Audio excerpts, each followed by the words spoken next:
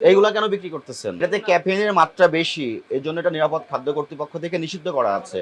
এটা দীর্ঘদিন থেকে 2019 সাল থেকে হাই ক্যাফেইনের জন্য এটা নিষিদ্ধ করা হয়েছে। এই শুধু কৌটা লোক দেয়, আজব বিষয়। আপনি একটা নকল পণ্য বিক্রি করছেন, তার সবকিছু কোনো ডকুমেন্ট দেখাতে পারছেন, এর প্রসিকিউশন দেন। এটা ক্যাফেইন থাকে, সেটাই আমদানি নিষিদ্ধ করা আছে। আপনি যে হিউজ পরিমাণ রেড বুল তুলেছেন, এগুলোর ক্রয় রসিদ দেখান। পণ্য মাধ্যম থেকে সংগ্রহ করছেন, সেটা কি অথেন্টিক মাধ্যম? অধিকাংশ পণ্যই কোনো ক্রয় রসিদ আপনি দেখাতে পারছেন না, এবং যেগুলোর আমদানি নিষিদ্ধ সেই পণ্য আপনি বিক্রি করছেন, এবং আপনি কোথায় কিনেছেন কোনো ক্রয় রসিদ আপনার কাছে নাই, এবং যেগুলো আপনি বিক্রি করছেন সেগুলো আমদানিকারকের কোনো সঠিক তথ্য সেই প্যাকেজিং এ সংযুক্ত নাই। এগুলো অবৈধ প্রক্রিয়ায় আপনি বিপণন করছেন। অরিজিনাল পণ্য কিনা আপনাকে যাচাই করে রাখতে হবে, কারণ আপনার মাধ্যমে কনজিউমারের কাছে যায়। বিভিন্ন বেকারিতে আপনি পণ্য সরবরাহ করেন, সেই বেকারি এই পণ্যগুলো যখন ব্যবহার করে সেই খাদ্যটা ঝুঁকিপূর্ণ হিসেবে তৈরি হয় এবং সেগুলো ভোক্তাদের কাছে যাচ্ছে। তার মানে এই যে নিরাপদ খাদ্যটা যে বাধাগ্রস্ত হচ্ছে, তার সম্পূর্ণ সাপ্লাই চেইনের আপনি একটা অংশ হয়ে গেছেন। আপনাকে আজকে সতর্কতামূলক 30,000 টাকা আর্থিক জরিমানা করলাম, এবং আপনাকে নির্দেশনা দিচ্ছি আজ থেকে এই ধরনের পণ্য আপনি বিক্রয় করবেন।